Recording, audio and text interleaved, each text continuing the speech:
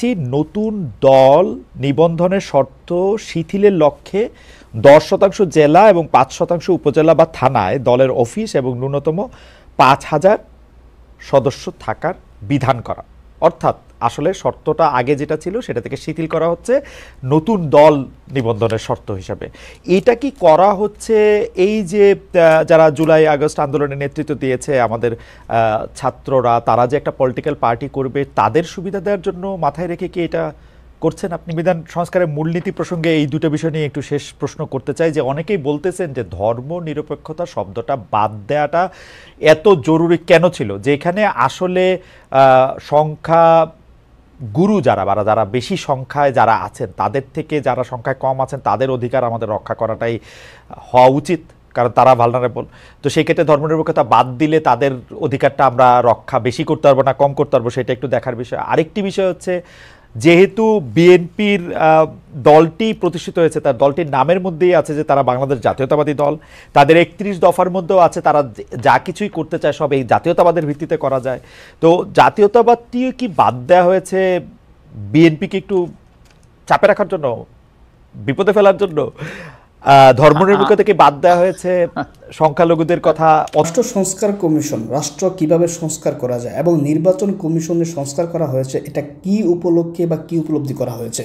অবশ্যই নির্বাচন কমিশনের সংস্কারের যিনি প্রধান ছিলেন বদিউল আলম মজুমদার, তিনি সাক্ষাৎকার দিয়েছেন যে এই নির্বাচন কমিশন সংস্কার এবং সংবিধান সংস্কারের ভিতরে এমন কিছু আসলে আছে কিনা যেটার মাধ্যমে বিএনপিকে চাপে রাখা যায়। প্রিয় দর্শক, তিনি গুরুত্বপূর্ণ কিছু তথ্য আলোচনা করেছেন। তার আলোচনা আসলে বুঝতে পারবেন এবারে সংবিধান এবং এই যে রাষ্ট্র সংস্কার কথা বলা হচ্ছে, এর মাঝে নতুন কিছু বার্তা আসছে প্রত্যেক রাজনৈতিক দলের জন্য, যা রাজনৈতিক দলের জন্য বাড়তি একটা চাপ সৃষ্টি করতে পারে।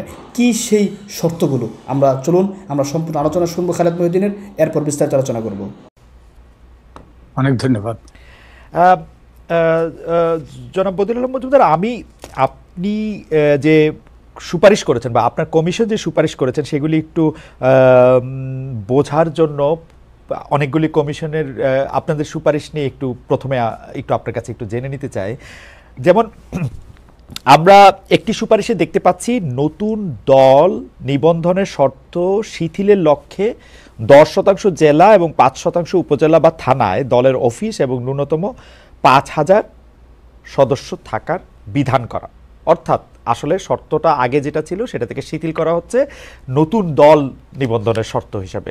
এটা কি করা হচ্ছে এই যে যারা জুলাই আগস্ট আন্দোলনের নেতৃত্ব দিয়েছে আমাদের ছাত্ররা, তারা যে একটা পলিটিক্যাল পার্টি করবে তাদের সুবিধা দেওয়ার জন্য মাথায় রেখে কি এটা করছেন আপনি বা আপনার কমিশন, জনাব বদিউল আলম মজুমদার? যে কোনো এই যে গ্রুপ ব্যক্তিরা দল করতে চায় তাদের জন্যই এই শর্ত প্রযোজ্য। তো এই যারাই দল করতে চায় তারা এই শর্তগুলো মেনে চলতে হবে। কোনো গ্রুপের জন্য, কোনো ব্যক্তি বিশেষের জন্য এই শর্ত আরোপ করা হয়নি। অর্থাৎ আমি যদি এখন একটি রাজনৈতিক দল করতে চাই বা গঠন করি বা করতে চাই, আমার ক্ষেত্রে এটি প্রযোজ্য হবে? এটি স্পেশালি বৈষম্য বিরোধী ছাত্র আন্দোলন বা জাতীয় নাগরিক কমিটি তাদের জন্য এটি কোনো বিশেষ সুবিধা না? নিঃসন্দেহে তাদের কারোর জন্য বিশেষ সুবিধার জন্য না। বহুদিন থেকেই রাজনৈতিক দলগুলোর পক্ষ থেকে দাবি উঠছিল যে নিবন্ধনের শর্তগুলো খুব কঠোর এবং তাদেরকে হাজার হাজার পৃষ্ঠার সেই তথ্য দিতে হয় এবং তাদের পক্ষে এগুলো মানা দুরূহ, যার ফলে নতুন দল সৃষ্টির পথ রুদ্ধ হয়ে যায়, নতুন নেতৃত্ব বিকাশের পথ সীমিত হয়ে যায়। তো এই জন্যই আমরা এই যে এটা একটা ব্যাপক দাবি ছিল রাজনৈতিক দলের পক্ষ থেকে, তো সেই জন্য আমরা শিথিল করেছি। ওকে, আরেকটি কমিশনের আরেকটি প্রস্তাবের মধ্যে আমি দেখতে পাচ্ছি বা সুপারিশের মধ্যে আমি দেখতে পাচ্ছি আইসিটি বা আন্তর্জাতিক অপরাধ ট্রাইব্যুনালের আইনে সাজাপ্রাপ্ত সকল ব্যক্তিকে কোনো দলের সাধারণ সদস্য বা কমিটির সদস্য হওয়ার অযোগ্য করা। স্যার, আমাদের প্রশ্ন হচ্ছে যে এই ক্ষেত্রে কি এই আইসিটির 5 আগস্টের পরে নতুন যে আইসিটি যেভাবে কাজ করতেছে তাদের সিদ্ধান্তর এইটা প্রযোজ্য হবে নাকি আগেরটাও প্রযোজ্য থাকবে? ধরা যাক যে এর আগের আইসিটি তো বেশিরভাগ সিদ্ধান্ত দিয়েছে জামাতে ইসলামে বা কিছু ক্ষেত্রে বিএনপির সদস্যদের ক্ষেত্রে, কাউকে মৃত্যুদণ্ড দিয়েছে, আবার কারো কারো ক্ষেত্রে বিভিন্ন রায়ও দিয়েছে, সেগুলিও কি প্রযোজ্য থাকবে? আইসিটির মামলায় যারা সাজাপ্রাপ্ত হয়েছে এটি তাদের সকলের বিরুদ্ধে প্রযোজ্য হবে। এটি তাদের মানে আগের পরের এখনকার সেগুলি সকলের বিরুদ্ধে প্রযোজ্য হবে, সকলের বিরুদ্ধে প্রযোজ্য হবে। স্যার একটু যদি আরেকটা ব্যাপারে যদি একটু বলতেন যে মানে কেন এই প্রস্তাবটা করা হয়েছে, যে সেটা হলো দলের সাধারণ সদস্যদের তালিকা প্রস্তুত করে তা ওয়েবসাইটে প্রকাশ করা এবং উক্ত তালিকা প্রতি বছর একবার হালনাগাদ করা, মানে এইটা কেন, মানে এই এই প্রসেসটার মধ্যে দিয়ে? এর একটা বড় কারণ হলো অনেকে উড়ে এসে জুড়ে বসে। আচ্ছা, যে অনেক সুযোগ সন্ধানী কিংবা বসন্তের কুকিল যেটাই বলতে চান, তারা এসে দলের মধ্যে অনেক সময় মনোনয়ন বাণিজ্য বিভিন্নভাবে তারা মনোনয়ন পেয়ে তারা দলের পক্ষে প্রতিদ্বন্দ্বিতা করে। তো যাতে যে দলের নেতা, দলের যারা ত্যাগী কর্মী, যারা দলের সাথে বহুদিন থেকে যুক্ত আছেন, তারাই যেন মনোনয়ন পায়, তারা যোগ্যতার ভিত্তিতে, দক্ষতার ভিত্তিতে এবং দলের সাথে লেগে থাকার যে ইতিহাস তার ভিত্তিতে। স্যার এইটা আপনার মনে হয় কিনা যে এইটা তো আসলে একটা পলিটিক্যাল পার্টির কাজ, তারা দলের কারে মনোনয়ন দিবে বা দলের সদস্য কাদের রাখবে বা তারা এটা করবে, আপনি যে স্যার এটা উপর থেকে একটু ঠিক করে দিতে চাচ্ছেন, এইটা ঠিক আসলে মানে মানে এই প্রসেসটা একটু টপ ডাউন হয়ে যেতেছে কিনা বা একটু এক্সট্রা, নাকি ঠিকই আছে স্যার? যে কোনো সমাজটা যদি সংঘবদ্ধভাবে এবং সুশৃঙ্খলভাবে পরিচালিত হয়, তাহলে আমাদের কিছু বিধিনিষেধ আমাদের মেনে চলতে হয়। তো আমাদের নির্বাচন ব্যবস্থাকে যদি পরিচ্ছন্ন করতে হয়, কার্যকর করতে হয়, তাহলে আমাদের কিছু বিধিনিষেধ আমাদের আরোপ করতে হবে, যাতে সৎ ব্যক্তিরা, যোগ্য ব্যক্তিরা যারা জনকল্যাণে নিবেদিত, তারা নির্বাচনে অংশগ্রহণ করার সুযোগ পায় এবং তারা জনগণের প্রতিনিধি হিসেবে নির্বাচিত হয়ে আসার সুযোগ পায়। তাই কিছু বিধিনিষেধ তো মানতেই হবে। এবং ওই যে নিবন্ধনের মূল উদ্দেশ্যটাই হলো যাতে যে গণতান্ত্রিক, স্বচ্ছ, দায়বদ্ধ গণতান্ত্রিক দল, সুশৃঙ্খল গণতান্ত্রিক দল যেন নির্বাচনে অংশগ্রহণ করে এবং জনগণের প্রতিনিধিত্ব করে। স্যার একটা সুপারিশে আমরা দেখতেছি যে এটাকে সামারাইজ করলে এরকম বলা যেতে পারে যে দলের সাধারণ সদস্যদের গোপন ভোটে দলের স্থানীয় থেকে জাতীয় পর্যায় পর্যন্ত সকল কমিটি নির্বাচিত করা। তো সাধারণ সদস্যদের গোপন ভোটে স্থানীয় থেকে জাতীয় পর্যায় পর্যন্ত সকল কমিটি নির্বাচিত করাটাকে যখন আপনারা এটা আলোচনা করতেছেন, তখন কি মাথায় আপনাদের বিএনপি বা আওয়ামী লীগ বা যেটাকে আমরা পরিবারতন্ত্র বলি সেইটা ছিল, নাকি আরো অনেক কিছু ছিল? এবং এইটা স্যার একটু যদি ইলাবোরেট করেন যে বিএনপির এটা মানার কি কোনো কারণ আছে বা বিএনপি এটা কেন মানে? এটা সব দলের ক্ষেত্রে প্রযোজ্য, এটা প্রযোজ্য হবে। কারণ আমরা যে দল যদি গণতান্ত্রিক না হয়, তাহলে আমাদের শাসন ব্যবস্থা গণতান্ত্রিক হবে এটা আশা করাও কল্পনা, আশা করাও দুরাশা। তো আমাদের দলগুলোকে গণতান্ত্রিক হতে হবে এবং দলের মধ্যে যাতে যারা মনোনয়ন পায় তারা যেন দলের সদস্যদের প্রতিনিধিত্ব করে। তো এটা যদি গোপন ব্যালটের মধ্যে হয়, গোপন ব্যালটের মাধ্যমে হয়, তাহলে মানুষ নির্ভয়ে কোনো রকম প্রভাব প্রতিপত্তি ঊর্ধ্বে উঠে তারা তাদের সিদ্ধান্ত নিতে পারবে। এর মাধ্যমে দলে গণতান্ত্রিক চর্চাটা আরো গণতান্ত্রিক চর্চার উৎকর্ষ ঘটবে এবং যার ফলে রাষ্ট্রে গণতান্ত্রিক ব্যবস্থা বাস্তবায়নের পথ সুগম হবে। স্যার খুবই ইন্টারেস্টিং। আমি যতটুকু স্যার আপনারা প্রকাশ করেছেন বা ওয়েবসাইটে যতটুকু আমি পড়তে পেরেছি, আমার ধারণা যে পুরো সুপারিশমালাই সেখানে আছে, যতটুকু আমি পড়তে পেরেছি, আমি যদি এইভাবে বলি। তো এর মধ্যে একটা জিনিস আমার মানে কয়েকটা জিনিসই তো ইন্টারেস্টিং লাগতেছে এবং আপনার বক্তব্য শুনে কিছু কিছু জিনিস আর একটু পরিষ্কারও হইতেছে। একটা প্রস্তাব আপনারা রাখছেন, সেটা হচ্ছে অনেকটা এরকম যে দলের সাধারণ সদস্যদের গোপন ভোটে প্রতিটা নির্বাচনী এলাকা থেকে সংসদ নির্বাচনের প্রতিদ্বন্দ্বিতার জন্য 3 জনের একটা প্যানেল তৈরি হবে এবং তা থেকে দলীয় মনোনয়নের বিধান রাখা হবে। মানে শুনতে তো ভালো, কিন্তু এইটার মানে এটা কি সত্যি, এটা নিয়ে যদি আরেকটু বলেন, মানে কারণ এটা আমার কাছে এরকম মনে হচ্ছে যে আপনারা রাজনৈতিক দলগুলোর ক্ষমতা খর্ব করার জন্য এগুলি করতেছেন? কারণ দলীয় মনোনয়ন কমিটি, দলীয় প্রধান, তার যে একটা বিরাট ক্ষমতার জায়গা, সেই জায়গাগুলিকেই আপনারা টার্গেট করে করে সীমিত করতেছেন কিনা? মানে আমি দলের এগুলো, জি স্যার আপনি বলেন। আপনি দলের মালিক কারা? দলের মালিক তো দলের সাধারণ সদস্যরা। তো এগুলো কারো ক্ষমতা খর্ব করা নয়, বরং দলের যারা মালিক, দলের যারা সদস্য, তাদেরকে ক্ষমতায়িত করা, তাদের সিদ্ধান্তের ভিত্তিতে, যাতে কেউ উড়ে এসে জুড়ে বসতে না পারে, কিংবা মনোনয়ন বাণিজ্যের ভিত্তিতে যারা মনোনয়ন না পায়, যেটা একটা বড় সমস্যা আমাদের অতীতে ছিল। তো এই যাতে সত্যিকার গণতান্ত্রিক চর্চা হয় দলের অভ্যন্তরে, এবং দলে যারা ত্যাগী কর্মী আছে, দলে যারা দলের সাথে বহুদিন থেকে তারা লেগে আছে, এবং তারা দলের নীতি আদর্শ যারা সমুন্নত রাখে, স্বচ্ছ ব্যক্তিদেরকে, সৎ ব্যক্তিদেররা যাতে নির্বাচিত হইতে পারে, তারা যাতে মনোনীত হইতে পারে, সেই সুযোগ সৃষ্টি করা। এটার অন্য কোনো উদ্দেশ্য নেই। আমি আগেই বলছি, আমরা যদি একটা গণতান্ত্রিক রাষ্ট্র চাই, তাহলে দলের মধ্যে গণতন্ত্র চর্চা হইতে হবে। দলের মধ্যে যদি গণতন্ত্র চর্চা না হয়, তাহলে এই আমরা একটা গণতান্ত্রিক বাংলাদেশ সৃষ্টি করব, এই আশা ও দুরাশা।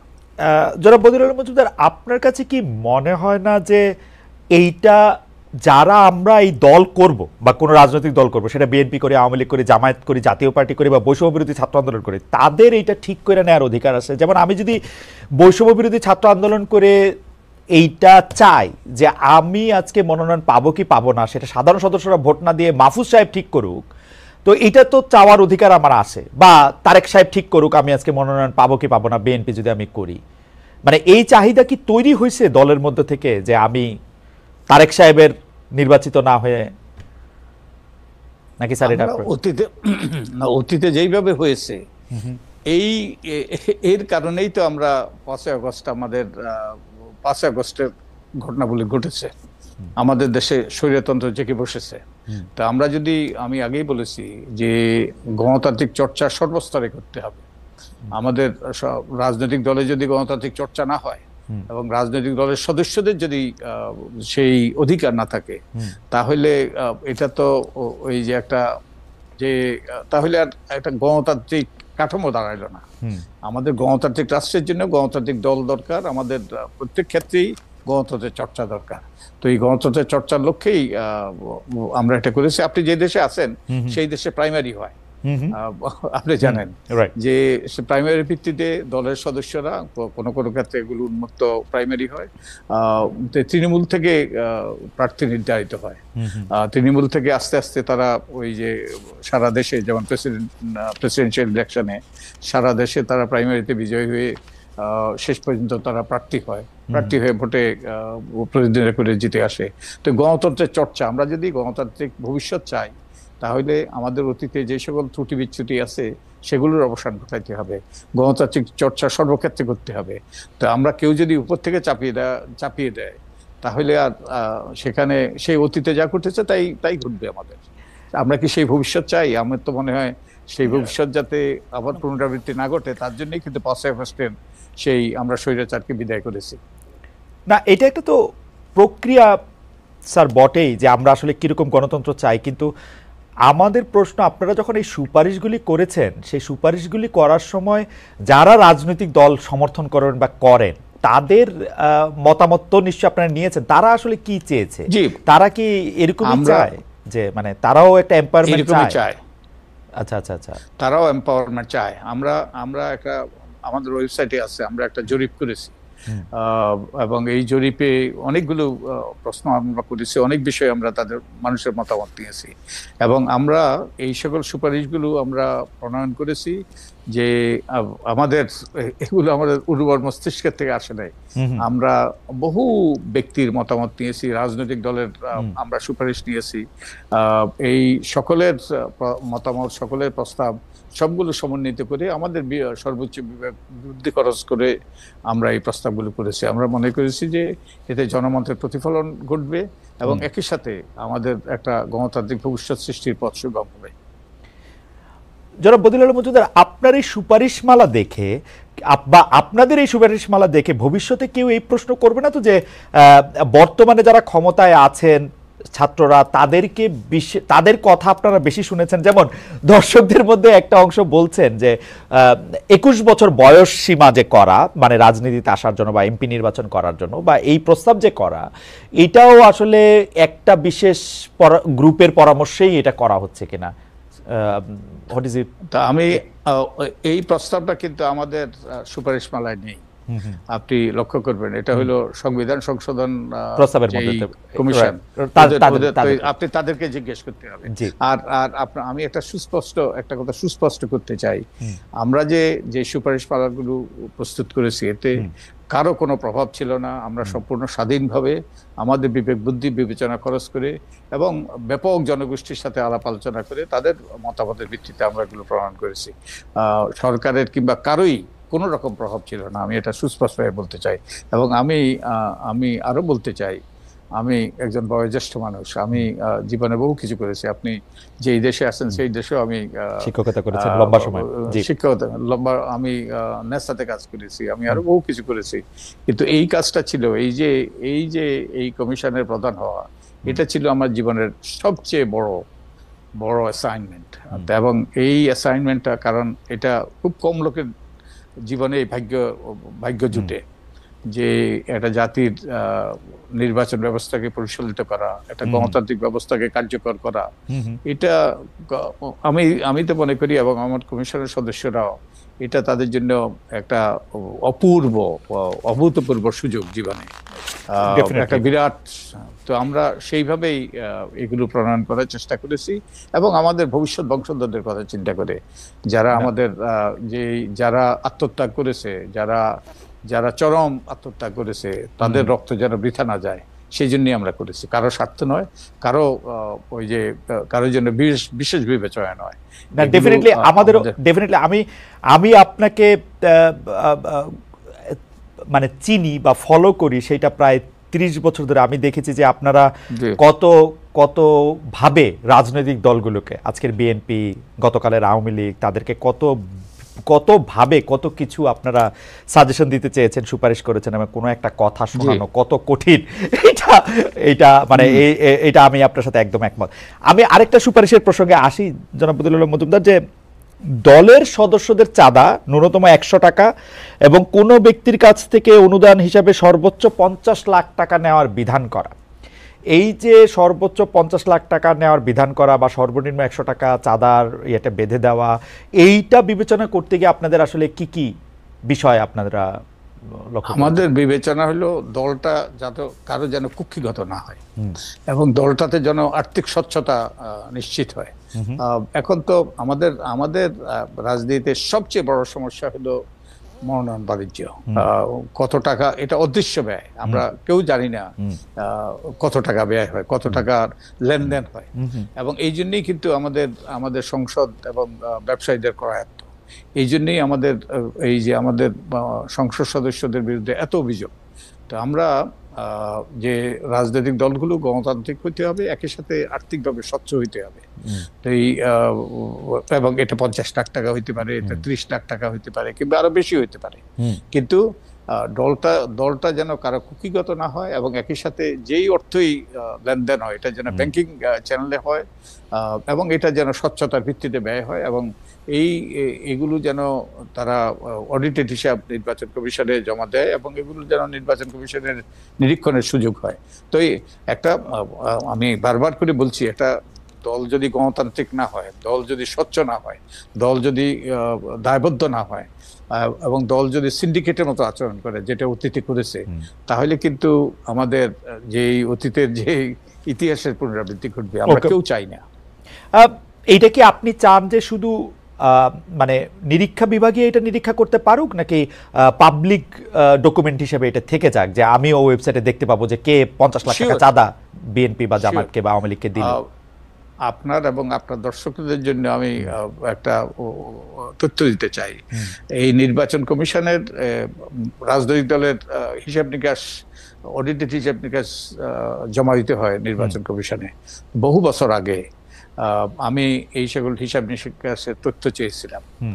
নির্বাচন কমিশন আমাকে দিতে ব্যর্থ হয়েছে, তারা দেয় নাই, এগুলো বলেছে গোপন। আমি তথ্য কমিশনে গিয়েছি, তথ্য কমিশনও দেয় নাই, এগুলো গোপন তথ্য।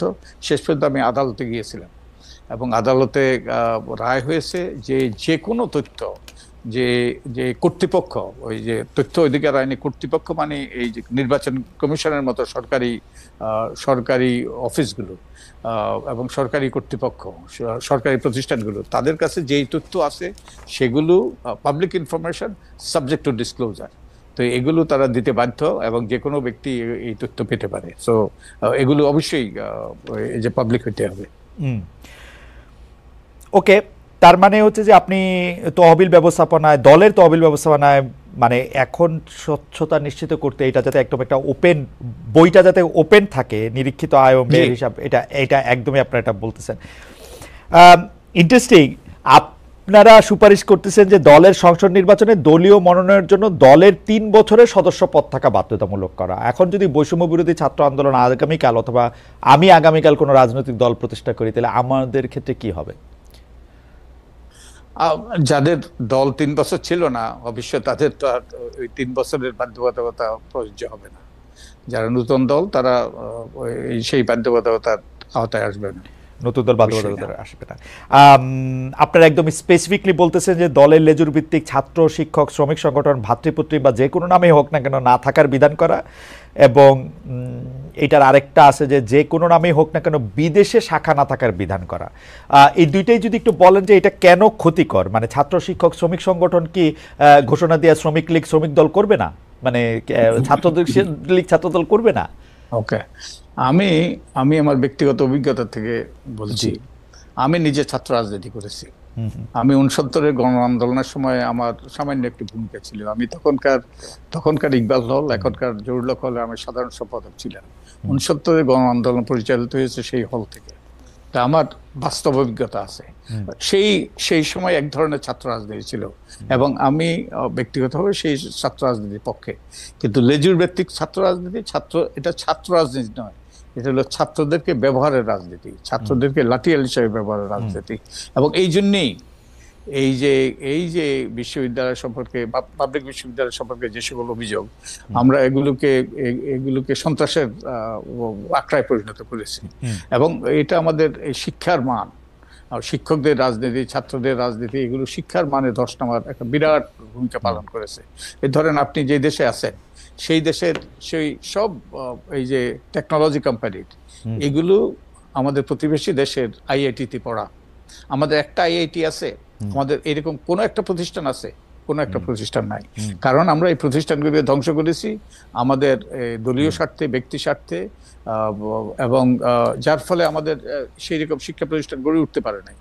এবং তাই যে ছাত্রের কাজ হলো, প্রত্যেকের দায়িত্ব থাকে। ছাত্রদের দায়িত্ব হলো লেখাপড়া করা, ভবিষ্যতের জন্য প্রস্তুত হওয়া। এবং হ্যাঁ, দেশের ক্রান্তি লগ্নে তারাও নাগরিক হিসেবে তারাও তাদের ভূমিকা পালন করবে। কিন্তু ছাত্রদের মূল দায়িত্ব, কর্তব্য হলো তাদের যে সর্বোচ্চ বিকাশ, মেধা, সৃজনশীলতা, নেতৃত্ব, সবকিছু সর্বোচ্চ বিকাশ। রাজনীতির দায়িত্ব হলো রাজনীতিবিদ, তারা ছাত্রদের মধ্যে যদি কেউ রাজনীতি করতে চায় তারা রাজনৈতিক দলের অংশ হোক, কিন্তু লেজুর ভিত্তিক বিশ্ববিদ্যালয়গুলোকে সন্ত্রাসের আখড়ায় পরিণত করা। এবং বাই দি ওয়ে যেই সকল রাজনীতি হচ্ছে ছাত্র রাজনীতির নামে, সেগুলো কিন্তু দণ্ডবিধিতে দণ্ডযোগ্য অপরাধ। এবং এই আইন যদি প্রয়োগ করা হইতো বহু লোক জেলে থাকতো। আর যেই নৈরাজ্যমূলক ব্যবস্থা বিশ্ববিদ্যালয়ে বিরাজ করছিল, এবং এটা তো কল্পনাও করা যায় না, আমাদের সময় আমরা কল্পনাও করতে পারি নাই। আর এই যে আরেকটা কারণ, এই যে ছাত্রদের এই যে বিস্ফোরণ, ছাত্রদের যে এই যে দলে দলে নেমে আসা, কারণ ছাত্রদের কোনো প্রতিকারের জায়গা ছিল না। শিক্ষকদের রাজনীতি, শিক্ষকদের দলবাজি, এগুলো কিন্তু এই যে একটা বিষময় পরিস্থিতি সৃষ্টি করেছে। এটা কোনো মুক্তবুদ্ধির চিন্তা, আপনি তো পশ্চিমা বিশ্ববিদ্যালয়ে, আমি পশ্চিমা বিশ্ববিদ্যালয়ে লেখাপড়া করেছি, পড়িয়েছি, যে মুক্তবুদ্ধির চিন্তা, এই যে স্বাধীনভাবে ভাবা, তার কোনো সুযোগ নেই। তাই আমাদের এই আপনি আরেকটা জিনিস দেখবেন, আমি আরেকটা কথা বলে শেষ করি। আমি অনেকগুলো জনমত জরিপ দেখেছি, প্রায় অধিকাংশ 90% বেশি মানুষ এই এই লেজুর ভিত্তির ছাত্র রাজনীতি তারা বন্ধ করার পক্ষে। আর বিদেশি শাখা দেখেন, আমি একটু বিদেশি শাখা আসার আগে জনাব মজুমদার একটা প্রশ্ন করতে চাই যে ধরেন আপনাদের সুপারিশটা নেওয়া হইলো, তো সুপারিশটা যদি নেওয়া হয় তাহলে ছাত্রলীগ তো বটেই, অলরেডি নিষিদ্ধ দল, তাহলে কি এই ফর্মুলায় ছাত্রদল এবং ছাত্র শিবিরও কি বাদ পড়ে, মানে লেজুর ভিত্তিক ছাত্র সংগঠন হিসাবে? তারা যদি লেজুর ভিত্তিক ছাত্র সংগঠন হিসাবে তারা আচরণ করতে চায় তাহলে তারাও এর আওতায় আসবে। মানে এটা কে ডিফাইন করবে, মানে তারা লেজুর ভিত্তিক? কারণ ছাত্র দলের নির্বাচন কমিশন, মানে এইটার ক্ষেত্রে কি মানে আমরা কেমনে বুঝবো, মানে যে ছাত্র দল তো বেগম জিয়ার নামেই স্লোগান দিবে বা দেয়, এটা দিলেই কি বাদ হয়ে যাবে না? মানে লেজুর ভিত্তিক কেমনে বোঝা যাবে? যেমন লেজুর যদি বলে আমরা লেজুর না, তাহলে কি হবে? লেজুর শুনেন, এই বিধানটা কিন্তু যে আরপিওতে অন্তর্ভুক্ত হয়েছে 2008-এ, রাইট? 2008-এ যখন অন্তর্ভুক্ত হয় তখন কিন্তু রাজনৈতিক দলের সাথে মত বিনিময়ের ভিত্তিতে যে নির্বাচন কমিশনের একটা এই যে ছিল যে সংস্কার সংস্কার প্রস্তাব ছিল, ওগুলোর ভিত্তিতে তারা রাজনৈতিক দলগুলোর সাথে আলাপ আলোচনা করে মত বিনিময় করে তারা ঐক্যমতের ভিত্তিতে এগুলো ঢুকিয়েছিল ইয়েতে, আরপিওতে। কিন্তু রাজনৈতিক দলগুলো দুর্ভাগ্যবশত মানে নাই। আই থিঙ্ক আমরা কি আমাদের বিশ্ববিদ্যালয় অঙ্গগুলোকে যুদ্ধক্ষেত্রে পরিণত করতে চাই? তো আমার মনে হয় নির্বাচন কমিশন জনাব বদিউল আলম মজুমদার, মানে তো নাই। আমরা কিন্তু এই 15 বছরে ছাত্রলীগকে বিশেষ অ্যাসাইনমেন্ট পাইতে দেখছি, অ্যাসাইনমেন্ট তারা পালন করছে। সেই সব অ্যাসাইনমেন্ট কিন্তু আবার রাজনৈতিক নেতৃবৃন্দ, তারা এই সময় প্রধানমন্ত্রীর চেয়ারে বা মন্ত্রিত্বের চেয়ারে তারা দিয়ে দিছে যে আমার ছাত্রলীগই যথেষ্ট, ছাত্রলীগের হুঙ্কার দিলে ভাইসা যাবে। তো সো এটা তো নির্বাচন কমিশন কেমনে এটা ঠিক করবে? এটা একটু এটারই অবসান ঘটানো দরকার। ব্যাপক জনমত আছে এবং নির্বাচন কমিশন তো এই দায়িত্ব পালন করার জন্য সেখানে তাদেরকে নিয়োগ দেওয়া হয়েছে। অতএব তাদের বিবেক বুদ্ধি বিবেচনা খরচ করে তারা সিদ্ধান্ত নিতে হবে এবং যে আইন প্রয়োগ সঠিকভাবে করতে হবে। অতীতে তা করে নাই বলেই তো আমাদের এই দুরবস্থা। মানে যদি মানে আমার বোঝার জন্য, যে কারণ আপনি তো শিক্ষকও বটে আমাদের অনেকেরই, তো স্যার ধরেন বর্তমান পরিস্থিতিতে আপনি যদি নির্বাচন কমিশনের সিদ্ধান্ত আপনার উপর দেয়া বর্তাইতো, তাহলে কি এখন ছাত্রদল বা ছাত্র শিবির যা করতেছে সেইটা কি তারা তারা তারা তারা তারা এই যে এই শাস্তি পাওয়ার মতো কাজ করতেছে কিনা সেইটা যদি আমরা একটু বলি? কারণ বিধানটা কি এটা স্পষ্ট না এখনো, যে মানে তাদের কি আসলে নির্বাচনে অংশ নিতে দেওয়া হবে না, না কি করা হবে? এখন অতীতে যা ঘটেছে এই বিধানটা তো কার্যকর ছিল না। ভবিষ্যতে এই বিধানটা যখন কার্যকর হবে তখন তারা কিরকম আচরণ করে তার উপর নির্ভর করে এটার প্রয়োগ হবে কি হবে না। তো আমাদেরকে তাদেরকে সুযোগ দিতে হবে তারা তাদের লেজুর ভিত্তির রাজনীতিতে যেন তারা নিজেদেরকে জড়িত না করে। ওকে স্যার, বিদেশি শাখা না থাকার বিধানটা নিয়ে একটু বলতে চাইছিলেন, ওইটা একটু বলবেন কিনা, যে রাজনৈতিক দলগুলির বিদেশি শাখা না থাকা? বিদেশি শাখা আমার যদ্দূর জানি যে এটা এখনো নাই, মানে এটা তো আসলে মানে এটা তো নির্বাচন কমিশনের দলের তো বিদেশি শাখা থাকতেই পারে না। আছে তো, আমি নিউ ইয়র্কেই 10টা দেখি, কেন দেখি জানি না, জার্মানিতেও দেখছি 10-12টা। না, চিন্তা করে দেখ, প্রত্যেকটা কাজের তো একটা এই যে ইতিবাচক আমরা ফলাফল পাওয়া উচিত আমাদের। তো এই বিদেশি শাখাগুলো আমাদের এই বাংলাদেশ নামক রাষ্ট্রের কি উপকারে আসে? কোন উপকারে আসে? বরং আমাদের রাষ্ট্রের ব্যাপক ওই যে দুর্নাম হয়। আমাদের ওই যে বাংলাদেশিরা যেইভাবে যে কোনো রাজনৈতিক নেতা যদি যায়, যেইভাবে তারা এই যে তার বিরুদ্ধে স্লোগান দেয়, পক্ষে স্লোগান দেয় এবং যেরকম মারামারি করে, এবং আমার তো মনে হয় না, আমি তো মার্কিন যুক্তরাষ্ট্রে বহু বছর ছিলাম, আমি এরকম কোনো দেশের নাগরিকদের করতে দেখি। কিন্তু জনাব মজুমদার, যদি ধরেন দলটা না থাকলো, নিউ ইয়র্ক আওয়ামী লীগ বা নিউ জার্সি বিএনপি এই দল যদি না থাকলো, বা সর্ব ইউরোপীয় আওয়ামী লীগ এগুলি যদি না থাকলো, তাহলে কি আর এইসব স্লোগান টোগান দিবে না? দিবে তো মনে হয়, নাকি? না, আমার মনে হয় না। আমার মনে হয় তাদের আচরণ বদলাবে। আচ্ছা। কারণ তারা ওই দলের সাথে থাকলে অনেক রকম, সে আমাদের একটা বড় সমস্যা হলো ফায়দা দেওয়ার রাজনীতি। রাজনীতিতে যুক্ত হয় কিছু পাওয়ার জন্য, কোনো নীতি আদর্শের জন্য নয়। তো এই যে যারা এই সকল শাখায় সাথে যুক্ত হয়, এই সকল কাজে সক্রিয় হয়, তারা বিভিন্ন রকম সুযোগ সুবিধা পায়। তারা কিন্তু মানুষকে ব্যবহার করে কতগুলো এই যে স্লোগানের ভিত্তিতে, সিম্বল আর স্লোগানের ভিত্তিতে। তা আমার মনে হয় যদি এই শাখাগুলো বিলুপ্ত হয় এবং এই ফায়দার রাজনীতি যদি বন্ধ হয়, তাহলে এগুলোরও আর কোনো, এর থেকে তারা কোনো সুফল পাবে না। তার ব্যক্তিরা এখন সুফল পায়। ওকে, জনাব বদিউল আলম মজুমদার, আমরা দর্শকদের কাছে একটা প্রশ্ন রেখেছিলাম যে বয়স 25 থেকে কমিয়ে 21 বছরে এমপি হওয়ার সুযোগ দেওয়ার পক্ষে সংবিধান সংস্কার কমিশন এই সুপারিশ সমর্থন করেন কিনা। শতকরা 45% এই সুপারিশ সমর্থন করেছেন, সুপারিশ সমর্থন করেন নাই শতকরা 55%। একদিন এই পোল ওপেন ছিল, 58,000 দর্শক ভোট দিয়েছেন। এটা একটা। জনাব বদিউল আলম মজুমদার, আমাদের আরও কিছু প্রশ্ন রয়েছে, তো সেই প্রশ্নের মধ্যে আমরা যেহেতু আপনাকে নানা কারণে সংবিধান এবং আইন এবং নির্বাচন কমিশনের বিভিন্ন বিষয়গুলি সে বিশেষজ্ঞ হিসেবে পেয়েছি, সেই যে সংস্কার কমিশন নিয়েও আমরা একটু, অন্য সংস্কার কমিশন নিয়েও আমরা আপনাকে একটু প্রশ্ন করতে চাই বা আপনার মতামত একটু শুনতে চাই। প্রথমে আমি যেটি জানতে চাইবো যে সংস্কার করার জন্য 4 কমিশন যে সুপারিশমালা সরকারকে দিয়েছে,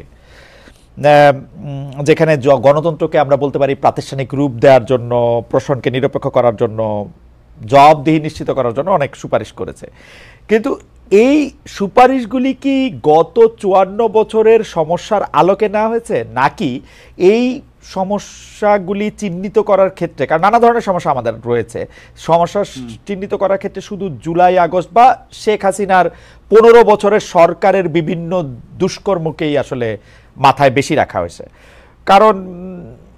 কারণ আপনার তো মনে আছেই, মানে যে সংবিধানে তত্ত্বাবধায়ক সরকার ব্যবস্থা থাকা সত্ত্বেও বাংলাদেশে, মানে এই যেটাকে আমরা 111 বলি, এরকম একটা ঘটনা বাংলাদেশে ঘটছিল। বাংলাদেশে সেনাপ্রধানদের রাষ্ট্রপতি হওয়ার ইতিহাস আছে, তাদের রাজনৈতিক দল করার ইতিহাস আছে। তো এই সবগুলি কি বিবেচনায় রাখা হয়েছিল, নাকি এই শুধু আওয়ামী লীগের শাসনামলটাই বিবেচনায় রাখা হয়েছে? আপনি মানুষ সিদ্ধান্ত নেয় কিসের ভিত্তিতে? মানুষ সিদ্ধান্ত নেয় পুঞ্জীভূত অভিজ্ঞতার ভিত্তিতে। এবং সেই আমাদের এই যে অভিজ্ঞতা, অতীতের অভিজ্ঞতা, এই অভিজ্ঞতাগুলো এবং সাম্প্রতিক অভিজ্ঞতা, সব অভিজ্ঞতাগুলোই এই সকল সিদ্ধান্ত নেওয়ার ব্যাপারে, এবং মানুষেরও মতামত, এই তাদেরও যে লার্ন বিহেভিয়ার এবং তাদের যে অতীতে যে সকল জিনিস তারা দেখেছে, উপভোগ করেছে, কিংবা যেগুলোর মুখোমুখি হয়েছে, তার ভিত্তিতে তাদের মতামত সৃষ্টি হয়। তো এই মতামতগুলি প্রতিফলিত হয়েছে আমরা যখন তাদের জনগণের সাথে, বিভিন্ন অংশীজনের সাথে যখন আমরা মত বিনিময় করেছি, এবং আমাদেরও অতীত বর্তমান সব অভিজ্ঞতাই কাজে লেগেছে। তো এটা এই যে শুধু এই গত আন্দোলনের অভিজ্ঞতা নয়, যে বহুদিনের অভিজ্ঞতা। ওকে, এবং শুধু বহুদিনের অভিজ্ঞতা নয়, দেশে বিদেশের বিভিন্ন রকমের অভিজ্ঞতা। আচ্ছা, আমরা আজকে একটি মানে বিশেষ ঘটনা হয়েছে, সেটার দিকেও আমরা একটু আপনার দৃষ্টি আকর্ষণ করতে চাই। আমরা 31শে ডিসেম্বরের কিছুদিন আগে শুনলাম যে বৈষম্য বিরোধী ছাত্র আন্দোলন এবং জাতীয় নাগরিক কমিটি তারা একটি জুলাই ঘোষণাপত্র করতে চায়, জুলাই আন্দোলনে একটা ঘোষণাপত্র করতে চায়। সেই ঘোষণাপত্র 31 ডিসেম্বরে দেওয়ার কথা থাকলো। আপনি ধারাক্রমটা জানেন যে সরকার আসলে বলেছিল যে এটা সবার সাথে আলোচনা করে এটার মধ্যে এটা করবে। আজকে আবার একটা আলোচনা, এটা দেখা গেল যে বিএনপির নেতৃবৃন্দ একটা প্রশ্ন তুলেছেন যে এটা আসলে কেন দরকার, কিসের জন্য এটা দরকার ছিল, সেটা নিয়েও একটা প্রশ্ন থেকে যায়। আপনার কাছে কি মনে হয় যে জুলাই ঘোষণাপত্র, এটার সাথে রাজনীতিবিদদের আলাপ, সংবিধানে এটা পাতা হিসাবে সংযুক্ত করা, এটা কেন দরকার, বা কেন জরুরি, বা কেন জরুরি না? মানে আপনার এই যে জুলাই 5-এর ঘটনা, এটা এই যে একটা স্বাভাবিক একটা, এই যে কোনো একটা অর্ডিনারি ঘটনা নয়। এটা একটা বিরাট ঘটনা, একটা গণবিস্ফোরণের একটা প্রতিফলন, গণবিস্ফোরণের ফলাফল। তো এটার প্রেক্ষাপটটা এবং এটার পেছনে কি ছিল, এবং এটার থেকে এই অভিজ্ঞতার আলোকে এই প্রেক্ষাপটে আমাদের ভবিষ্যৎ করণীয়, আমি ঠিক দেখি নাই তাদের ঘোষণাপত্রের খসড়াটা। তো আমি তো মনে করি এটা হতেই পারে, এটা তো যাতে এটা আমাদের কাছে আমরা ভুলে না যাই, এটা যেন আমাদের সামনে সামনে সব সময় থাকে, যাতে আমরা এর থেকে শিক্ষা গ্রহণ করতে পারি, আমাদের ভবিষ্যৎ বংশধর যাতে শিক্ষা গ্রহণ করতে পারে। এইরকম কতগুলো ঘটনা ঘটেছিল এবং এই প্রেক্ষাপটে, এবং এর থেকে আমরা ভবিষ্যতে এই সিদ্ধান্ত, ভবিষ্যতের জন্য এই সিদ্ধান্তগুলো আমার মনে হয় এটা শিক্ষা। আপনি মনে করতেছেন যে এটা ঘোষণাপত্রে না থাকলে বা সংবিধানে ওনারা যেরকম চাইতেছেন যে সংবিধানে এটা যদি না হয় তাহলে আমরা এটা ভুলেও যেতে পারি? আমার তো মনে হয় ভুলে যাওয়া অস্বাভাবিক নয়। হয়তো কেউ ভুলবো, সবাই ভুলবো না, কিন্তু ইতিহাস তো এই জন্যই লিপিবদ্ধ হয় যাতে আমরা সবাই ইতিহাস সম্পর্কে জানতে পারি। আমরা শুধু সীমিত সংখ্যক ব্যক্তি নয়, ইতিহাস লেখার কারণ হলো আমরা সবাই ইতিহাস সম্পর্কে জানতে পারি।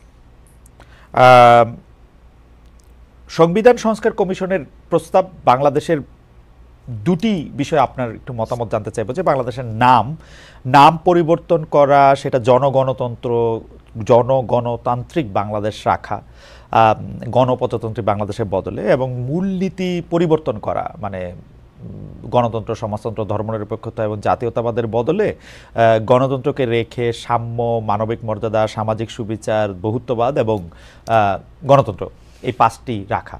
এই দুইটার ব্যাপারে আপনার একটু মতামত শুনতে চাই। আমরা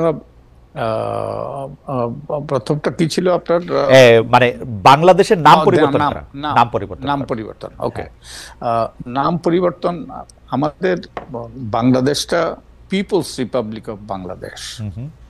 তো এটার যে বাংলা করা হয়েছে, ইনফ্যাক্ট আমাদের মূল সংবিধানটা তো ইংরেজিতে লেখা হয়েছিল, তারপর সেটা বাংলা করা হয়েছে, এবং দুর্ভাগ্যবশত এই বাংলাটা কিন্তু সঠিক বাংলা ছিল না। যেমন অনেক জায়গায় যে গুরুতর ওই যে কি বলে এটা ঠিক সঠিক বাংলা হয়নি ইংরেজির। যেমন স্থানীয় সরকারকে করেছে স্থানীয় শাসক, পাবলিক সার্ভিসে করেছে জনগণের কার্য। ঠিক তেমনি ভাবে যে পিপলস রিপাবলিক অফ বাংলাদেশ এটাই করেছে যে গণপ্রজাতন্ত্রী বাংলাদেশ, প্রজাতন্ত্র, প্রজা। তা আমরা তো একটা স্বাধীন দেশে, আমরা রাজা প্রজার সম্পর্ক নেই, এখানে কেউ প্রজা নই, আমরা সবাই এই দেশের নাগরিক, মালিক। তো আমার মনে হয় এই যে ভ্রান্তিটা, এই যে অনুবাদে যে ভ্রান্তিটা, এটা সংশোধন করা দরকার।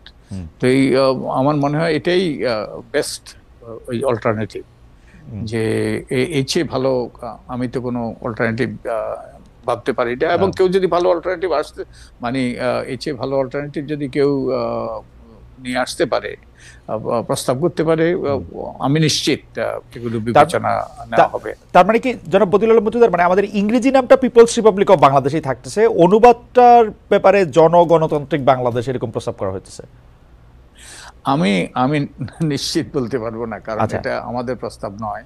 তো সম্ভবত তাই না, আপনি নিশ্চয়ই দেখেছেন, মানে আপনাকে তো পেয়েছি বলে এইটাও একটু জানতে চাচ্ছে যে, আর মানে গণতান্ত্রিক বাংলাদেশ না বলে জনগণতান্ত্রিক বাংলাদেশ বলার কি কোনো কারণ আছে? মানে এই দুটো গণতান্ত্রিক বাংলাদেশ তো গণতন্ত্রের প্রক্রিয়া, যে প্রক্রিয়ার মাধ্যমে একটা গণতান্ত্রিক রাষ্ট্র প্রতিষ্ঠিত হয়, একটা প্রক্রিয়ার মাধ্যমে।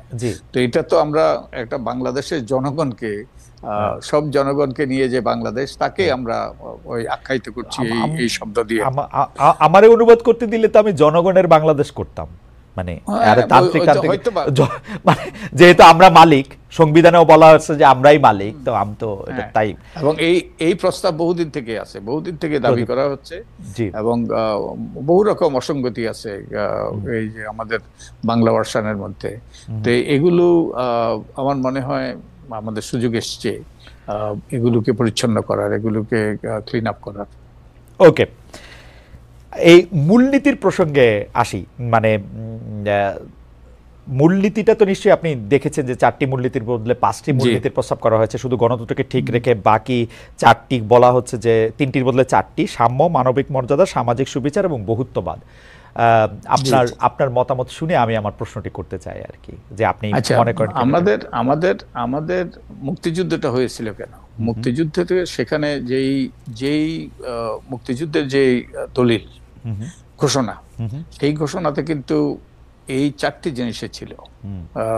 এই যে মুক্তিযুদ্ধের সেই ঘোষণাতে ছিল আত্মনিয়ন্ত্রণের অধিকার, সাম্য, মানবিক মর্যাদা, সামাজিক ন্যায় বিচার।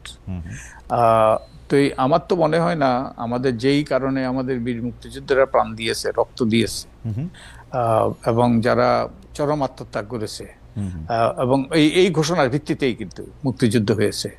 তো এটাতে ফিরে যাওয়াতে আমি তেমন কোনো সমস্যা তো দেখতে পাচ্ছি না। তবে হ্যাঁ, ওই যে আমাদের আরো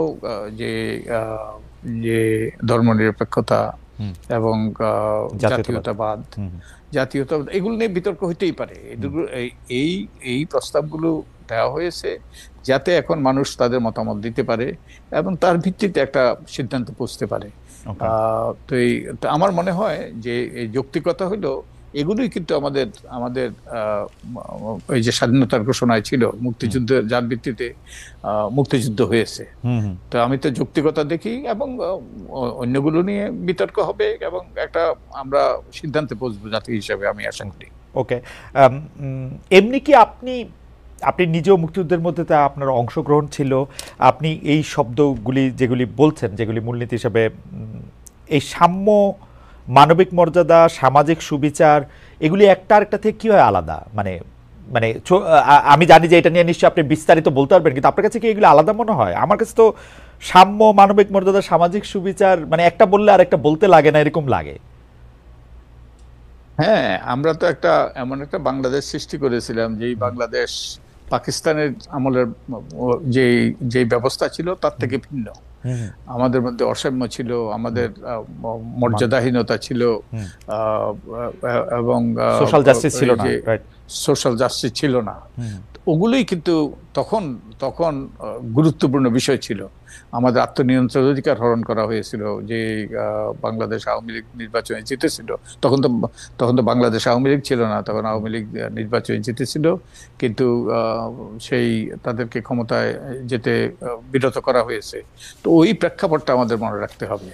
এবং আমাদের যে বিজ্ঞ যারা আমাদের স্বাধীনতার ঘোষণাপত্র প্রণয়ন করেছেন, তারা চিন্তা ভাবনা করে এটা করেছেন। তা আমার মনে হয় সেই প্রেক্ষাপটে আমাদের এই জন্যই ঘোষণাটা গুরুত্বপূর্ণ। ঘোষণাটা কোন প্রেক্ষাপটে এই ঘোষণাটা এসছে সেটা মনে রাখা গুরুত্বপূর্ণ।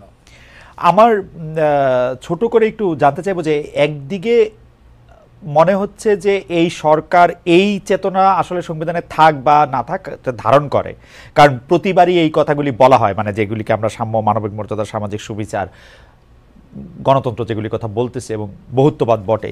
কিন্তু অন্যদিকে আমরা দেখতেছি যে এই সরকারের আমলেই কেবলমাত্র পাঠ্য বইয়ে আদিবাসী নামক পাতাটার অধিকারের জন্য আমরা দেখতেছি যে জাতীয় পতাকা জড়ানো লাঠি দিয়ে আমরা একজন আরেকজনকে মারতেছি, রক্তাক্ত করতেছি। এই ব্যাপারটা আপনি আসলে কিভাবে দেখেন? আমরা যে নাগরিকরা তাদের মতামত ব্যক্ত করতেই পারে এবং করা গুরুত্বপূর্ণ, এটা তাদের অধিকার।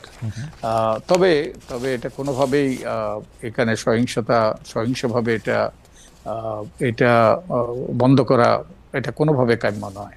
তো আমি আশা করব, আমি দেখিনি, আমি সারাদিন বাইরে ছিলাম, আমি কালকেও ব্যস্ত ছিলাম সাংঘাতিকভাবে।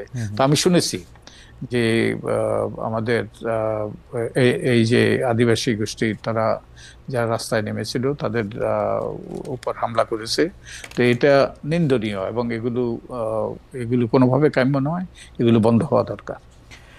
আচ্ছা, দুটো বিষয় আমি সংবিধান সংস্কারের মূলনীতি প্রসঙ্গে এই দুটো বিষয় নিয়ে একটু শেষ প্রশ্ন করতে চাই। যে অনেকেই বলতেছেন যে ধর্ম নিরপেক্ষতা শব্দটা বাদ দেওয়াটা এত জরুরি কেন ছিল, যেখানে আসলে সংখ্যা গুরু যারা বা যারা বেশি সংখ্যায় যারা আছেন তাদের থেকে যারা সংখ্যায় কম আছেন তাদের অধিকার আমাদের রক্ষা করাটাই হওয়া উচিত, কারণ তারা ভালনারেবল। তো সেই ক্ষেত্রে ধর্মনিরপেক্ষতা বাদ দিলে তাদের অধিকারটা আমরা রক্ষা বেশি করতে পারবো না কম করতে পারবো সেটা একটু দেখার বিষয়। আরেকটি বিষয় হচ্ছে, যেহেতু বিএনপির দলটি প্রতিষ্ঠিত হয়েছে, তার দলটির নামের মধ্যেই আছে যে তারা বাংলাদেশ জাতীয়তাবাদী দল, তাদের 31 দফার মধ্যেও আছে তারা যা কিছুই করতে চায় সব এই জাতীয়তাবাদের ভিত্তিতে করা যায়। তো জাতীয়তাবাদটি কি বাদ দেওয়া হয়েছে বিএনপিকে একটু চাপে রাখার জন্য, বিপদে ফেলার জন্য? ধর্মনিরপেক্ষতা থেকে বাদ দেওয়া হয়েছে সংখ্যালঘুদের কথা অতভাবে চিন্তা না করেই? মানে আপনার কি মনে হয়? আমার মনে হয় না। আপনি তাদেরকে জিজ্ঞেস করতে হবে। ধরেন আমাদের যে ধর্মনিরপেক্ষতা অবশ্যই এটা গুরুত্বপূর্ণ। আমাদের অসাম্প্রদায়িকতা, আমাদের প্রতি ধর্মের প্রতি শ্রদ্ধাবোধ এবং কোনো ধর্মকে খাটো করে না দেখা, সবারই ধর্ম চর্চা করার সুযোগ করে দেওয়া, এটা তো, এবং এক অর্থে তো আমাদের ধর্মের দিক থেকে যারা সংখ্যালঘু তাদের প্রতি সদাচরণ করার উপর নির্ভর করবে আমরা সভ্য জাতি কি সভ্য জাতি নই। তো এগুলো তো, এই মূল্যবোধ আমার মনে হয় অধিকাংশ বাংলাদেশী ধারণ করে। তো তারা যে প্রস্তাব করেছে, তো তারা হয়তো যে বহুত্ববাদ দিয়ে, তো এটা সে সবার সম্মিলিত, তারা হয়তো, আমি এর সাথে জড়িত ছিলাম না, হয়তো বা বহুত্ববাদ দিয়ে তারা ওটাই বোঝানোর চেষ্টা করেছে। তাই আবারও এই নিয়ে বিতর্ক হবে, আলাপ আলোচনা হবে, এটাই শেষ কথা বলে আমি মনে করি না। আবার একটু নির্বাচন কমিশনের সংস্কারের সুপারিশ, নির্বাচন ব্যবস্থা সংস্কার কমিশনের সুপারিশে ফিরে আসি। আপনি কি আসলে মনে করেন যে জাতীয় নির্বাচনের আগে স্থানীয় সরকার নির্বাচন করাটা ঠিক হবে বা হওয়া উচিত? মানে আমরা একটা জরিপ করেছি। আমরা 46,000 এই যে সরকারি যে পরিসংখ্যান ব্যুরো, তাদের মাধ্যমে একটা জরিপ হয়েছে এবং তারা 46,000 ব্যক্তির পরিবার এবং পরিবারের ব্যক্তির তারা থেকে তথ্য নিয়েছে এবং প্রায় 90% মানুষ মনে করে যে জাতীয় নির্বাচনের আগে স্থানীয় নির্বাচন হওয়া দরকার। এর অনেকগুলো কারণ আছে। একটা কারণ হলো যে আমাদের স্থানীয় সরকার প্রতিষ্ঠানগুলোতে এখন অনেকেই পলাতক, স্থানীয় প্রতিষ্ঠানগুলোকে অকার্যকর, যার ফলে মানুষ অনেক সুযোগ সুবিধা, অনেক সেবা থেকে বঞ্চিত হচ্ছে। তো এটা একটা বড় কারণ। আর একটা বড় কারণ হলো যে মানুষ মনে করে যে এখন স্থানীয় সরকার নির্বাচন হলে অপেক্ষাকৃত ভালো ব্যক্তিরা নির্বাচিত হয়ে আসতে পারবে, যারা যে সমাজে যে গ্রহণযোগ্য, সেই গ্রহণযোগ্যতার ভিত্তিতে জনগণ তারা নির্বাচিত হয়ে আসতে পারবে এবং এখানে দলীয় প্রভাব থাকবে না। এবং একই সাথে এখন নির্বাচন হলে নির্বাচন কমিশন সবে ঘুরতে হয়েছে, নির্বাচন কমিশনের কিছু অভিজ্ঞতা দরকার এবং এই অভিজ্ঞতা স্থানীয় নির্বাচনের মাধ্যমে তাদের এই অভিজ্ঞতাটা আই থিঙ্ক তারা অর্জন করতে পারে। আর আমি মনে করি যে স্থানীয় সরকার নির্বাচন সকল দলের জন্যও ভালো, কারণ ভালো লোকরা যদি নির্বাচিত হয় তাহলে কিন্তু ভবিষ্যতে যে তারা যখন ক্ষমতায় আসবে, যারা এই ক্ষমতায় আসুক, তাদের জন্য সমস্যাটা কম হবে। এবং জনাব বদিউল আলম মজুমদার, আমার আসলে আপনার সাথে কথা বলতে গেলে অনেক কথা মনে আসে হচ্ছে এই কারণে যে পরিসংখ্যান ব্যুরোর গবেষণা বা জরিপ আপনি এটা সবচেয়ে ভালো বলতে পারবেন, কারণ আপনি এটা লক্ষ্য করেন বাংলাদেশে আসার পর থেকেই, যে সরকার যেদিকে বাতাস, যেদিকে বৃষ্টি, জরিপের ফল অলমোস্ট সেদিকেই যায়।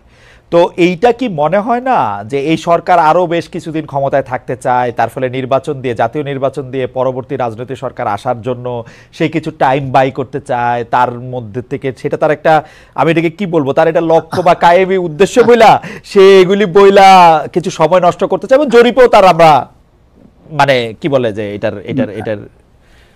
এটার প্রতিফলন দেখতে পাচ্ছি। আপনি খালেদ, আপনি একটা অবিচার করলেন। আপনি যেটা বলার চেষ্টা করলেন আমরা প্রভাবিত হয়ে এই জরিপের ফলাফল, না পরিসংখ্যান ব্যুরোর জরিপ হচ্ছে, পরিসংখ্যান ব্যুরো আগে বুঝতে চেষ্টা করে এখন চেয়ারে কে আছে তার মধ্যে, না তা না, আমি এখন প্রেক্ষাপট বদলে গিয়েছে। এখন এখন আর উপর থেকে বলে দেওয়া হয় না এই ফলাফল আনতে হবে, এই তথ্য, এই স্ট্যাটিস্টিক্স কি বলে ওগুলো সৃষ্টি করতে হবে। তা আমি এটা আমি আমি জড়িত ছিলাম এই এই জরিপের ব্যাপারে, এবং আমরা প্রশ্ন ঠিক করে দিয়েছি এবং মেথোডোলজি ঠিক করার ব্যাপারে এগুলো আমরা এর সাথে জড়িত ছিলাম। তো আমার সামান্যতম সন্দেহ নাই এর সত্যতা সম্পর্কে। আর শুধু তাই নয়, আমরা সকল স্তরের মানুষের সাথে আলাপ আলোচনা করেছি। আমরা তৃণমূলের মানুষের সাথে আলাপ আলোচনা করেছি, আমরা নির্বাচিত প্রতিনিধিদের, যে স্থানীয় সরকারের নির্বাচিত প্রতিনিধিদের সাথে আলাপ করেছি। এটা ব্যাপক জনমতের পক্ষে না, কিন্তু এটাতে কারোই ক্ষতির কিছু নাই। না, ক্ষতি তো একটু আসেই। আপনি তো একটা গণতান্ত্রিক সরকারকে ক্ষমতা নেওয়ার বা জনগণের ভোট নিয়ে যে সরকার ক্ষমতা আসবে তার সময়টা তো স্যার আপনারা পিছাই দিতেছেন, মানে তারে তো আসতে দিতেছেন না। এটা না, আমার মনে হয় ধরেন অনেকগুলো কাজ করতে হবে নির্বাচন করতে হলে, এবং এই স্থানীয় সরকার নির্বাচনগুলো যদি হয় তাহলে জাতীয় নির্বাচনের জন্য সহজ হবে। ভোটার তালিকাটা পরিচালিত হবে, তারপরে কেনাকাটা, এগুলো সবগুলো আগের থেকে করা যাবে। তাই এদের প্রস্তুতিমূলক অনেকগুলো কাজ হবে এই স্থানীয় সরকার নির্বাচনে। আর স্থানীয় সরকার নির্বাচনের সাথে জাতীয় নির্বাচনের আমার মনে হয় না, আগে স্থানীয় সরকার নির্বাচন হলে জাতীয় নির্বাচন ওই যে এটা পিছিয়ে যাবে।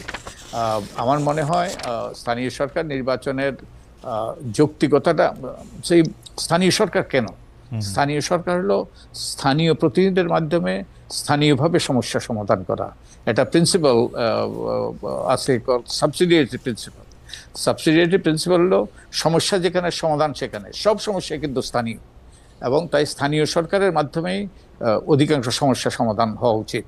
এবং এই প্রিন্সিপাল ব্যবহার করলে স্থানীয় সরকারগুলোকে কার্যকর হওয়া উচিত, স্থানীয় সরকারগুলোকে শক্তিশালী হওয়া দরকার, সেখানেই ক্ষমতা, দায় দায়িত্ব এবং সম্পদ বেশি যাওয়া দরকার। কিন্তু আমাদের দেশে আমরা এই যে মাথাভারী একটা পদ্ধতির সৃষ্টি করে ফেলেছি, যেটা আমাদের অগ্রগতি, আর্থসামাজিক অগ্রগতির ক্ষেত্রে বিরাট বাধা হয়ে দাঁড়িয়েছে। তাই আমাদের সর্বশক্তি নিয়োগ করা দরকার স্থানীয় সরকার। আমি আপনার সাথে শতভাগ একমত যে স্থানীয় সরকার ব্যবস্থা দিয়ে আসলে ব্রিজ, কালভার্ট, যা কিছু উন্নয়ন, যা কিছু সবকিছু করা উচিত। এমপি সাহেবদের থাকা উচিত হচ্ছে কিভাবে তারা দেশকে পলিসি দিবেন, কি করবেন সেগুলির ব্যাপারে। শুধু তাই নয়, এমপি সাহেবরা যা করে আসছিলেন এটা সম্পূর্ণ অসাংবিধানিক, একদম অসাংবিধানিক। এই যে স্থানীয় উন্নয়নে যুক্ত হওয়াটা, আমাদের হাইকোর্টের একটা রায় আছে যে বহু বছর আগে সেই আগের সরকারের বিএনপি সরকারের আমলে একটা প্রজ্ঞাপন জারি হয়েছে। প্রজ্ঞাপনের মাধ্যমে তারা জেলা মন্ত্রী পদ সৃষ্টি করেছিল, এবং জেলা মন্ত্রী পদের ওটা সৃষ্টি করার পরে আনোয়ার হোসেন মঞ্জু তিনি হাইকোর্টে একটা মামলা করেছেন যে জেলা মন্ত্রী হওয়ার কারণে আমি আমার ভান্ডারিয়া এলাকার উন্নয়নে কোনো ভূমিকা রাখতে পারছি না। তখন আমাদের হাইকোর্ট থেকে একটা রায় হয়েছে, মন্ত্রী, এমপি এদের কারোরই স্থানীয় উন্নয়নে যুক্ত হওয়াটা সংবিধানের সাথে সঙ্গতিপূর্ণ না, সংবিধান লঙ্ঘন। এইগুলো করেই তারা করে আসছে। তাই আমাদের সর্বশক্তি নিয়োগ করতে হবে স্থানীয় সরকার ব্যবস্থাকে শক্তিশালী করা। এবং স্থানীয় সরকার ব্যবস্থাতে আমরা যেটা করেছি, আরেকটা যে আমরা দূরীকরণ করে ফেলেছি, যার ফলে চরম এগুলো কুলুষিত হয়ে গিয়েছে, এবং এই ভালো লোকরা নির্বাচনে আসতে পারে না।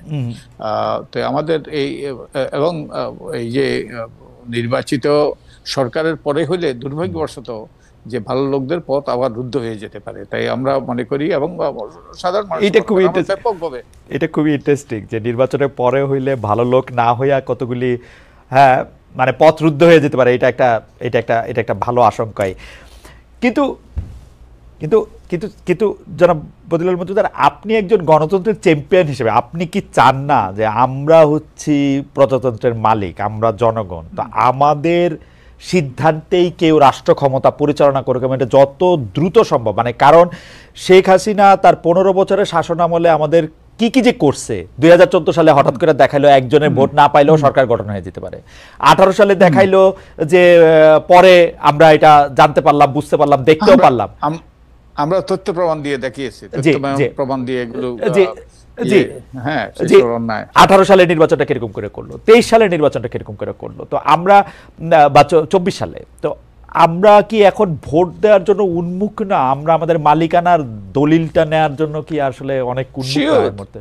কিন্তু এবং সেটা তো এই যে সেটা তো যত যত দিন যাচ্ছে তত কি এইটার মধ্যে অনেক ফাটল দেখা যেতেছে না? আমি তো আপনি যে যুক্তিটা দিচ্ছেন, আপনি ঠিক আমার ওই যে এই স্থানীয় সরকার নির্বাচনটা শুরু করার যুক্তি এর পক্ষে যুক্তিটা দিচ্ছেন। স্থানীয় সরকার নির্বাচনটা শুরু হলে নির্বাচনী ট্রেন ওই যে ট্র্যাকে উঠবে, নির্বাচনী প্রক্রিয়া শুরু হয়ে যাবে এবং মানুষ তার ভোটাধিকার প্রয়োগ করতে পারবে। এবং এই যে আর শুধু নির্বাচন কমিশনের অভিজ্ঞতা নয়, এই যে কর্মকর্তা কর্মচারী গত 15 বছরে যেরকম দলীয়করণ হয়েছে, যেরকম সমস্যার সৃষ্টি হয়েছে, তাদেরও টেস্ট হবে। তাই আমাদের স্থানীয় সরকার নির্বাচনটার মাধ্যমে আমাদের এই যে গণতান্ত্রিক যাত্রাপথটা শুরু হবে, আমি তো কোনো সমস্যা দেখি না। কিন্তু আপনি তো এবং এটা মানে সমস্যা তো একটাই, যে ধরেন গণতান্ত্রিক সরকারটা আসার সময় আরো পিছায় যেতেছে। এটা যদি আপনি এখন স্থানীয় সরকার নির্বাচন করেন, স্থানীয় সরকার নির্বাচন শেষ করে তারপরে একটা আর আর আপনি যে টেস্টের কথা বলতেছেন স্যার, একটু যদি অনুমোদন, একটু টেস্টের কথা বলতেছেন, আমরা তো দেখছি 90 দিনের জন্য যখন তত্ত্বাবধায়ক সরকার ক্ষমতায় আসছেন, 90 দিনের মধ্যেই পুরো সেটআপটারে তারা চেঞ্জ করে ইলেকশন কইরা ক্ষমতা হস্তান্তর করে তো চলেও যেতে পারছেন। মানে আর কত সময় লাগে স্যার? সময় তো এত লাগে কি? এই খালেদ, আপনি যে চোখে দেখেছেন কি ঘটেছে, যে এইরকম দলীয়করণ ছিল, এইরকম দলীয়করণ ছিল না, চরম দলীয়করণ, সব প্রতিষ্ঠানগুলো ধ্বংস হয়ে গিয়েছে, ওই যে পক্ষপাত দুষ্টতা সর্বক্ষেত্রে। তো ওই যে তত্ত্বাবধায়ক সরকারের আমলে অতীতে that was piece of cake, তাদের কিছুই করতে হতো না, সবকিছুই ওই যে রেডিমেড ছিল। এবং তারা কিছু পক্ষপাত দুষ্ট ছিল, কিন্তু তত্ত্বাবধায়ক সরকারের আমলে তারা সেই ওই যে পক্ষপাত দুষ্ট আচরণ করতে আর সাহস পায়নি।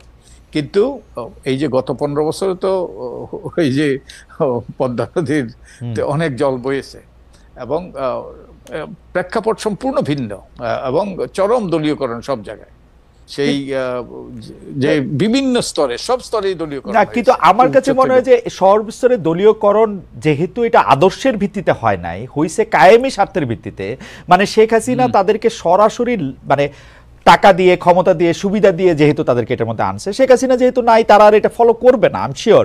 কারণ তাদের মধ্যে কোনো আদর্শের অনুসরণ নাই। আপনি এটা দেখতে পাচ্ছেন স্যার, যে শেখ হাসিনা চলে গেছে, চলে যেতে বাধ্য হয়েছে, পলাইতে বাধ্য হয়েছে, কেউ তো আসে নাই উনারে বাঁচাইতে। উনার নিয়োগ করা সেনাপ্রধানও আসে নাই, উনার নিয়োগ করা পুলিশ প্রধানও উনাকে বাঁচাতে পারে নাই কিন্তু আসলে। হ্যাঁ, কিন্তু তারা তো দলীয় ভিত্তিতে নিয়োগপ্রাপ্ত এবং দলীয় ভিত্তিতে তারা এই যে কর্মকর্ম পরিচালনা করেছে এবং এই যে এখন আর করবে না, এখন আর করবে না। এখন টাকা দিলেও আওয়ামী লীগ করবে না কেউ, এখন টাকা দিলেও কেউ আওয়ামী লীগ করবে না। আপনি প্রকাশ্যভাবে না করতে পারে, প্রকাশ্যভাবে না, গোপনেও করবে না। আদর্শ ভিত্তিক দল তো না, কায়েমি স্বার্থের জন্য করছে, আদর্শ তো না। আপনি যেটা বলছেন যে ক্ষমতা হস্তান্তর বিলম্বিত হচ্ছে, এবং আমি তো যে এই গণবিস্ফোরণটা কেন ঘটেছে, কারণ সবকিছু ভেঙে পড়েছে, আমাদের গণতান্ত্রিক ব্যবস্থাটা অকার্যকর হয়ে গিয়েছে, আমাদের নির্বাচনে চলে গিয়েছে এবং আমরা একটা চরম নৈরাজ্যমূলক অবস্থানে ছিলাম। তো আমি তো যেটা শুনেছি যে এই আন্দোলনের সময় আমি তো এর সাথে যুক্ত ছিলাম, যে দুটো দাবি, একটা হলো নেভার এভার এগেইন, আবার যেন স্বৈরতন্ত্র ফিরে না আসে, এবং একই সাথে যারা অন্যায় করেছে, যারা মানবতার বিরোধী অপরাধ করেছে, তাদের যেন শাস্তির আওতায় আনা হয়, যারা দেশটাকে এই যে লুটপাটের স্বর্গরাজ্যে পরিণত করেছে, তাদেরকে যেন বিচারের আওতায় আনা হয়। তো এই যে আমাদের রাষ্ট্র, তাকে মেরামত করতে হবে, রাষ্ট্র তো ভেঙে পড়েছে, এবং যাতে এর পুনরাবৃত্তি না ঘটে। তো এই জন্য তো আমি সরকারের অংশ না, আমি সরকারকে ডিফেন্ড করার চেষ্টা করছি না, কিন্তু আমারও নাগরিক হিসাবে একজন আকাঙ্ক্ষা, আমি যত নাগরিকের সাথে কথা বলি, সেই নাগরিকেরও একটা আশঙ্কা আবার যেন এই স্বৈরতন্ত্রের আবার প্রত্যাবর্তন না ঘটে, আবার যেন ফিরে না আসে। তার জন্য কতগুলো জি বলেন। যা স্যার, আপনি শেষ করেন, আমি বলতেছি।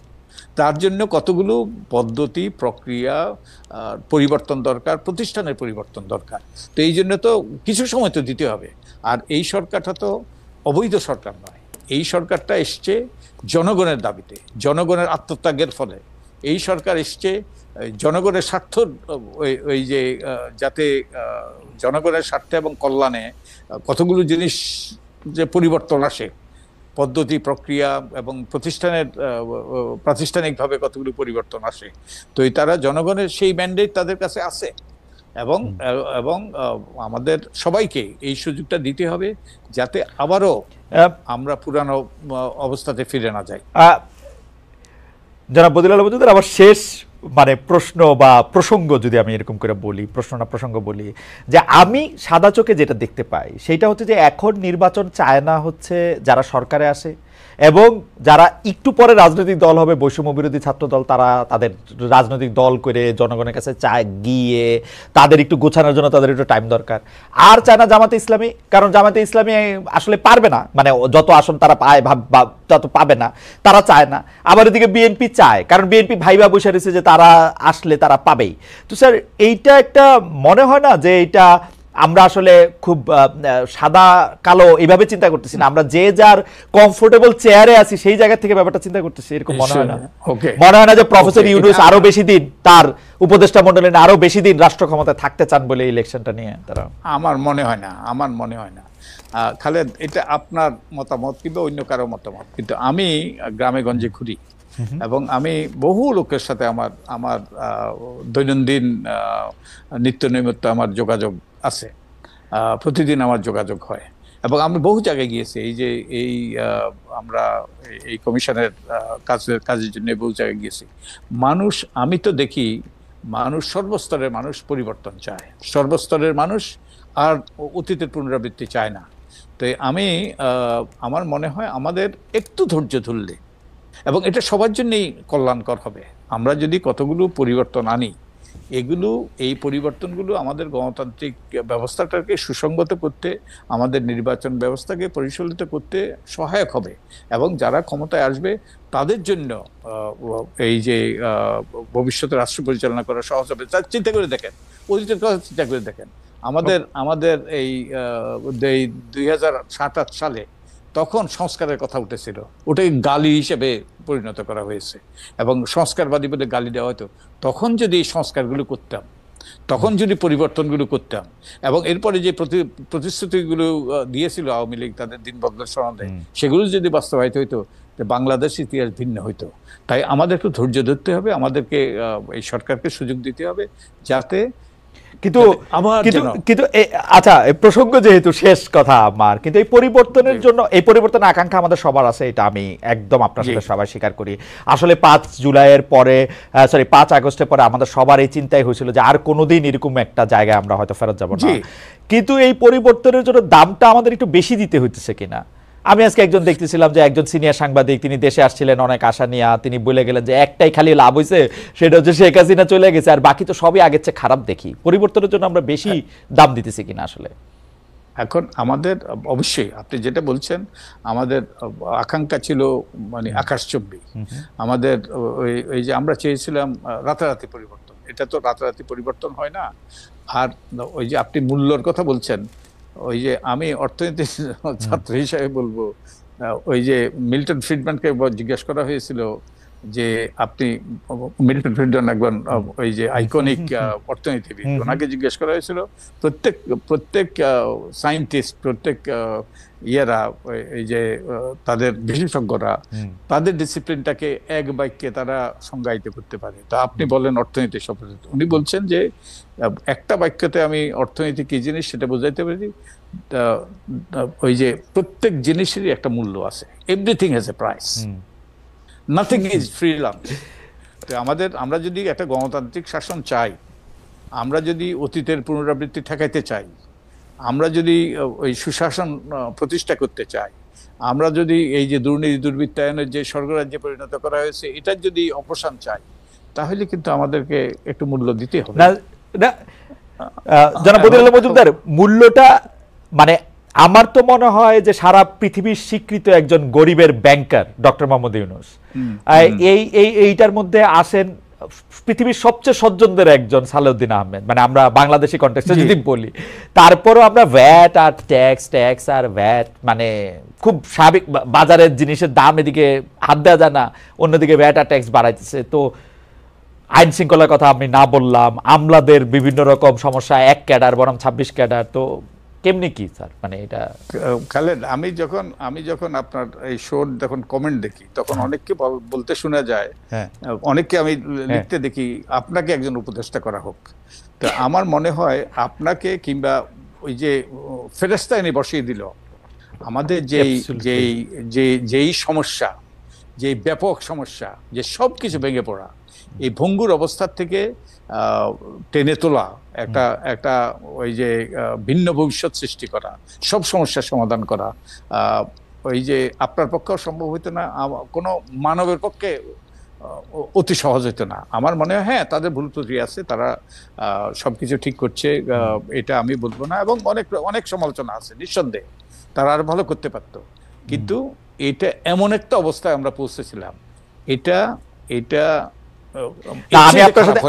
আমি আপনার সাথে সম্পূর্ণ একমত। কারণ হচ্ছে যে অনেকেই এই সরকারের নিয়ে কোনো প্রশ্ন করলে একটা কথা বলতে চায়, আমরা আগেই ভালো ছিলাম। আমি একদম দ্ব্যর্থহীনভাবে বলতে চাই যে আমরা আগে ভালো ছিলাম না। আমাদের কোনো গণতান্ত্রিক অধিকার ছিল না, আমাদের কোনো জবাবদেহি ছিল না, কোনো প্রতিষ্ঠান ছিল না, কোনো কিছু ছিল না। কিন্তু ঘটনা হইতেছে হচ্ছে যে আমরা ভালোর দিকে যাইতে চাই। শেষ কথা আপনার কাছে একটু শুনতে চাই যে আমরা কি ভালোর দিকে যাইতেছি, আমরা কি রাস্তায় আছি কিনা সাইডে পড়ে গেছি? আমরা আগে ভালো ছিলাম না, সেটা আমি মানে আমরা সকল বক্তব্য দিয়ে আমরা এটা বারবার মনে করে বলতেও চাই। আচ্ছা, এটা নির্ভর করবে, আমি দেখি 4টা অংশীজন।